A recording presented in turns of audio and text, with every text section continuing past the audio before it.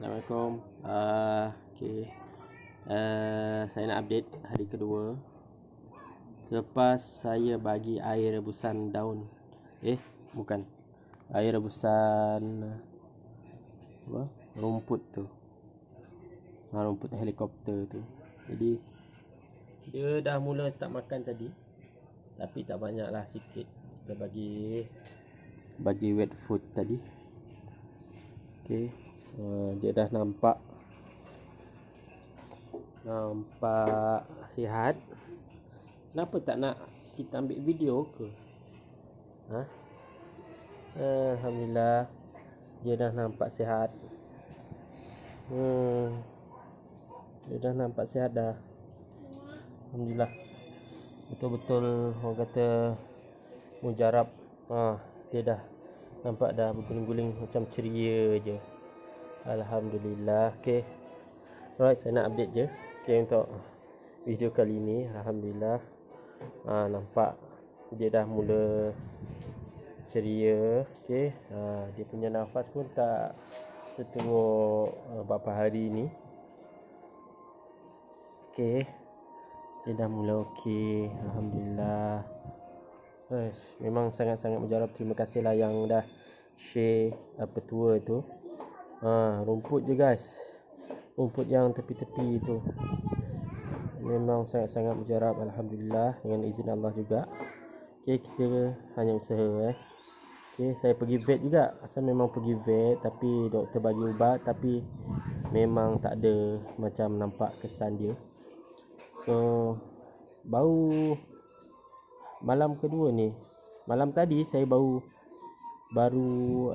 rebus rumput tu, bagi air dia, si kucing saya ni minum. Itu pagi tadi dah mula, dia dah boleh minum sendiri. Alhamdulillah, sangat-sangat saya kata amazing lah, amazing.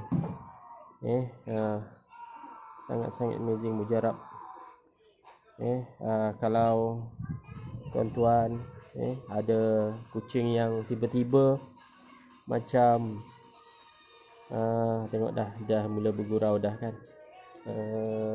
Ceria nampak dia. Okay. So dah mula guling-guling dah. Alhamdulillah. So bolehlah. Dia dah ni dah.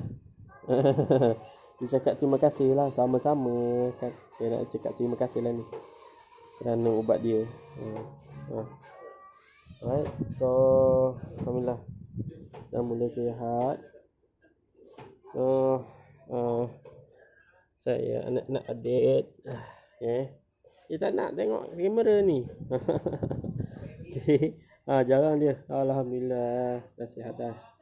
Right, alhamdulillah dah sihat. So alhamdulillah, terima kasih yang dah share. Pokok orang kata mujarab sangat. Mujarab sangat.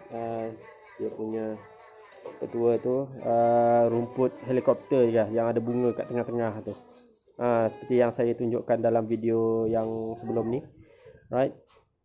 So kepada korang yang ada masalah kucing yang macam terkena virus ke apa tiba-tiba kan, tak nak makan, tak nak minum, jadi korang terus cuba try rebus rumput tu.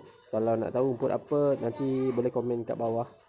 Okay, boleh tanya, nanti saya tunjukkan gambar ataupun boleh tengok video saya yang sebelum ni. Alright. So alhamdulillah, berkat juga doa-doa kita kan, ikhtiar. So alhamdulillah, sangat-sangat mujarab. Alhamdulillah. Jadi okay, right, itu saja perkongsian saya kali ini. Right, insyaAllah jumpa anda di next video. Thank you for watching. Dan jangan lupa subscribe, share tips-tips ni. Right, semoga bermanfaat untuk korang. Okay, Assalamualaikum. Bye.